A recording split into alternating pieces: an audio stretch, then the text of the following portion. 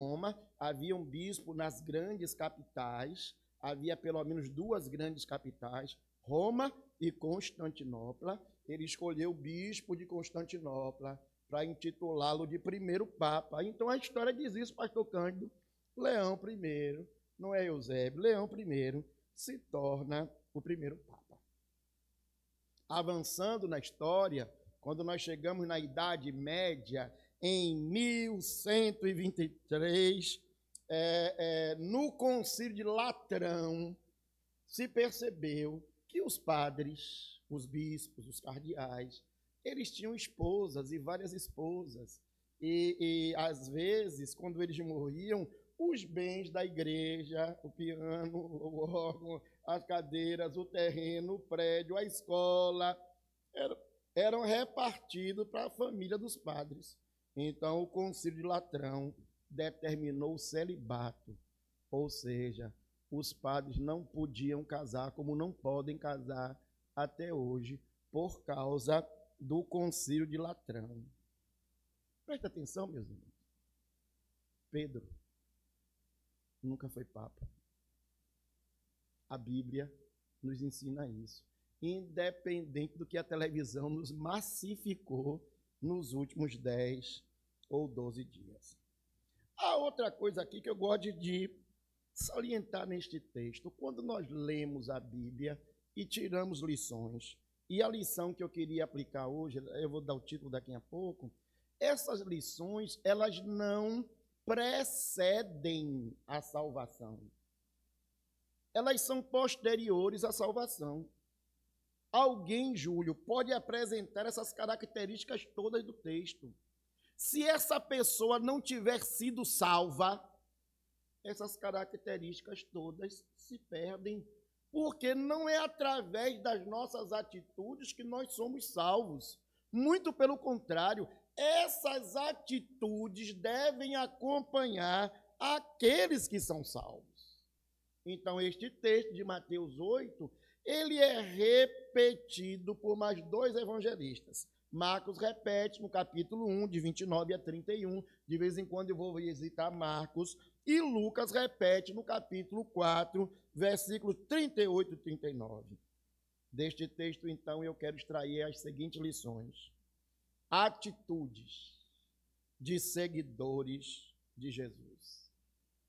Essas atitudes nós podemos chamar de frutos, de consequências. Quem serve a Jesus, quem está em Cristo, lembra o versículo? Aquele que está em Cristo, nova criatura é, né? Então, quem está em Cristo, que é nova a criatura, vai apresentar atitudes que aparecem neste texto. Isso são resultado de uma vida transformada. O apóstolo Paulo, escrevendo aos Romanos, no capítulo 6, versículo 4, diz: fomos, pois, sepultados com ele na morte pelo batismo. Isso parece muito os batistas. O batista diz assim: quando você mergulha nas águas, morreu o velho homem. Lutero diz: rapaz, meu velho homem sabia nadar, né? Eu tentei afogá-lo nas águas do batismo, mas ele escapou. O apóstolo Paulo diz: nós fomos sepultados com Cristo na morte, para que, como Cristo foi ressuscitado dentre os mortos,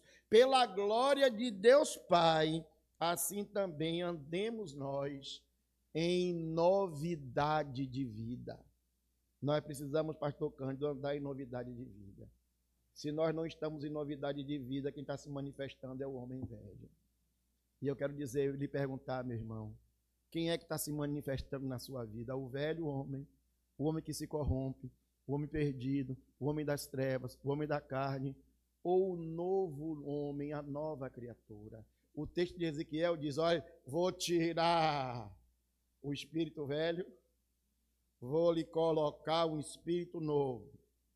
Vou tirar o coração de pedra e colocar um coração de carne. Eu acho isso muito duro, irmãos, que às vezes, por exemplo, nos casais, tem casal que está brigado. A igreja nunca sabe quem casa que está brigado, né? Mas tem casal que está brigado. Você vai aconselhar, a mulher diz assim: estou com o coração fechado contra ele. Ou ele diz: eu estou com o coração fechado contra ela. Eu digo: esqueceu o que é crente? Porque Deus diz: eu vou tirar o coração de...